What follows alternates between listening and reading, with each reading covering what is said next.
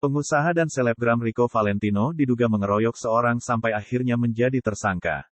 Penyidik Satreskrim Polres Metro Jakarta Selatan pun masih mendalami apakah korban dan Rico Valentino, serta Putra Siregar saling mengenal.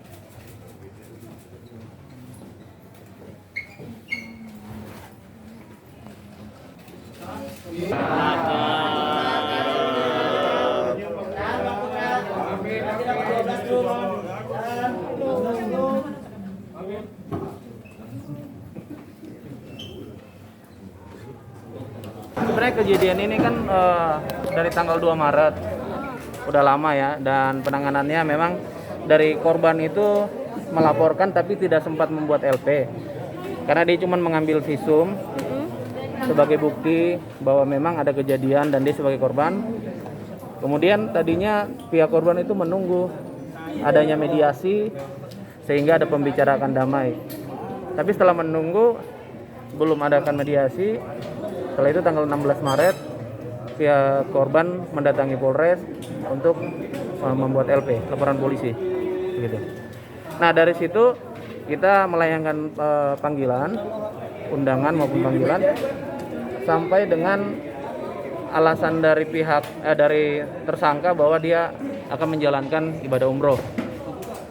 Nah, itu direalisasikan sehingga pada saat kembali kita melakukan panggilan lebih lanjut sampai dengan status tersangka. Oke? Pak, itu penjemput dipaksa atau gimana Pak? Datang sendiri. Dia datang ke Polres. Ya. Apa? Hasil visumnya seperti apa, Pak? Oh iya, dia mengalami pembengkakan di sebelah kanan wajah korban. Itu aja Pak atau Hanya itu aja Pak? Ya, itu hasil visum seperti itu. Oke? Terima kasih. Selamat pagi. Assalamualaikum warahmatullahi wabarakatuh. Pada kesempatan pagi ini kami dari Polres Metro Jakarta Selatan akan menyampaikan rilis terkait dengan peristiwa pidana yang terjadi di sebuah kafe di daerah Cikajang, Kebayoran Baru, Jakarta Selatan. Nama kafenya Cafe CD. Kejadian peristiwa ini diduga peristiwa pidana, yakni secara bersama-sama melakukan kekerasan di depan umum atau yang kita kenal dengan istilah pengeroyokan dengan pasal 170 KUHP. Peristiwa ini terjadi pada tanggal 2 Maret 2022 sekira pukul 2.30 dini hari. Jadi pada peristiwa ini kebetulan terjadi di dalam kafe CD tersebut, diduga telah terjadi peristiwa pidana secara bersama-sama melakukan kekerasan di depan umum yang diduga dilakukan oleh tersangka RV dan tersangka PS terhadap korban MNA. Jadi kronologis peristiwa pidana tersebut, pada saat itu baik korban maupun terduga pelaku itu sedang berada di kafe tersebut.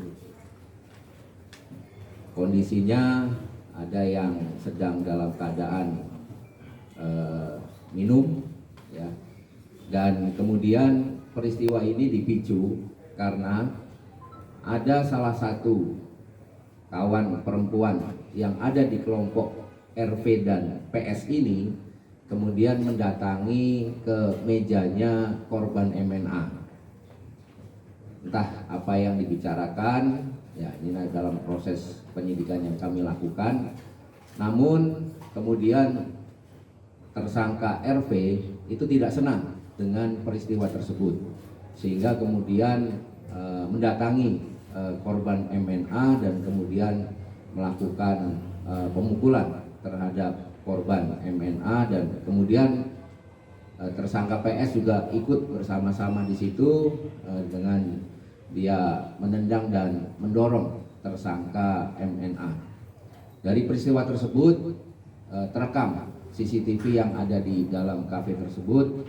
Peristiwa tersebut terekam CCTV yang ada di dalam kafe tersebut, dan kemudian setelah peristiwa tersebut sebenarnya dari korban MNA belum melaporkan kepada kepolisian, hanya meminta visum saja, dengan harapan pada saat itu kami tanyakan kenapa tidak langsung melapor kepada Polri, karena mereka ingin ini ada jalan damai.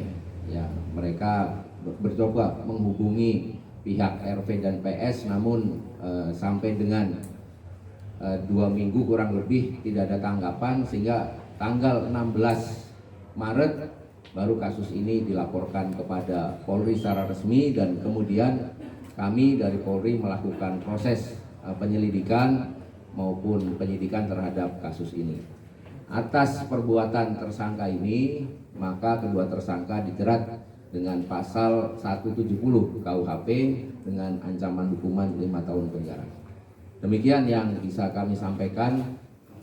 Kami berikan kesempatan, mungkin yang mau bertanya, cukup 3 penanya, silakan. Dari kiri 1. Ini masih kami dalami karena memang mereka berbeda meja, mereka berbeda grup, ya, dan datangnya pun acaranya berbeda.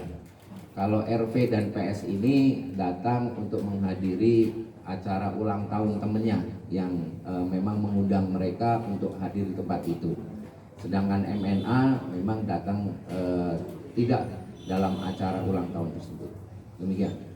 Pak, ya, apakah kedua belah pihak itu dalam pengaruh alkohol, Pak? Jadi kebetulan karena peristiwanya ini tidak dilaporkan pada saat kejadian. Jadi kejadian tanggal 2, kemudian dibuat laporan polisinya tanggal 16, tentunya ya kami juga sedang melakukan pendalaman.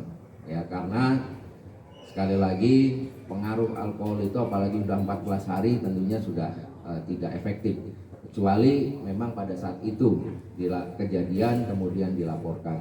Namun demikian, peristiwa pidana ini tidak ada terkait apakah orang itu dalam kondisi mabuk atau tidak terus kemudian mempengaruhi proses penyidikan kami, karena dalam pasal KUHP-nya tidak menyatakan demikian. Jadi kami tetap melakukan proses ini tanpa kami mungkin mengetahui atau melakukan pendalaman terhadap kondisi pada saat tersebut. Ya. Satu lagi. Pak, pukul 2.30 artinya kafenya masih buka ya Pak ya? Posisinya, Pak? Iya. Kalau kita lihat dari rekaman CCTV yang kami dapatkan, ya pada saat itu, pada saat kejadian memang masih ada aktivitas di dalam kafe tersebut. Oke. Itu Pak. Beredar info katanya masyarakat menanyakan waktu sudah ditahan kenapa medsos salah satu tersangka ini masih aktif, Pak? Bisa mungkin dijelaskan?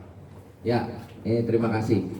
Jadi pada saat tersangka dilakukan pemeriksaan oleh penyidik pun kami mendapatkan informasi bahwa di medsosnya tersangka ini masih update status terus. Ini yang juga kami kemudian bertanya-tanya.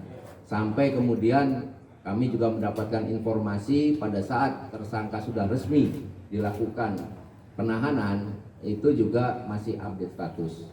Jadi setelah kami lakukan pendalaman terhadap peristiwa tersebut, jadi memang kami mendapatkan fakta bahwa tersangka ini mempunyai admin. Admin ini yang